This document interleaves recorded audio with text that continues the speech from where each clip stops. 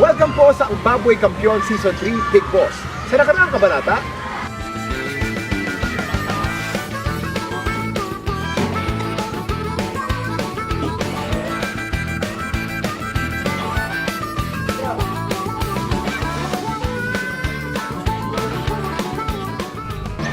sino kaya ang nakahula sa tingin lamang ng tamang timbang ng baboy sa Pigway Challenge? Ang Pork Corp o ang Oink Enterprise? Isang tingin ko lang sa baboy na yan. Nasisiguro ko na ang tamang timbang niya ay 70.4 kilograms. Tama ba, mga dok? Ano ba ang average na hula timbang ng mga team? Alin ang pinakamalapit sa tamang timbang?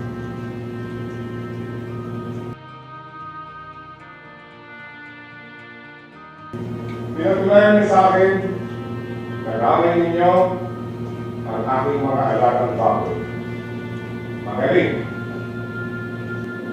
Oink Enterprise, congratulations. Lagi na kayong bumalik sa inyong mga partners.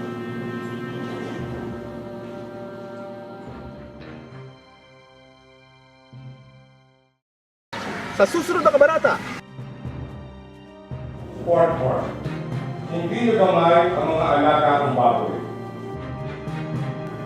Sino sa inyo ang dapat kakain?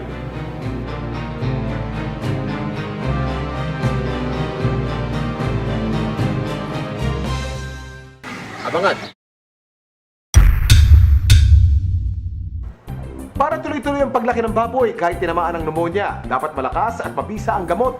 Ang Vetracin Gold ang first anti-pneumonia formulation na pinagsama ang dalawang powerful antibiotics, doxycycline at thiamulin, fortified with vitamin A and B12 para mas epektibo ang pagkontrol ng mycoplasmal and complicated pneumonia.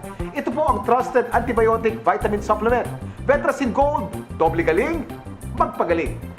Para mas mataas ang BX survivability, magturok ng Jectran Premium with Zinc sa Day 3 at Day 14.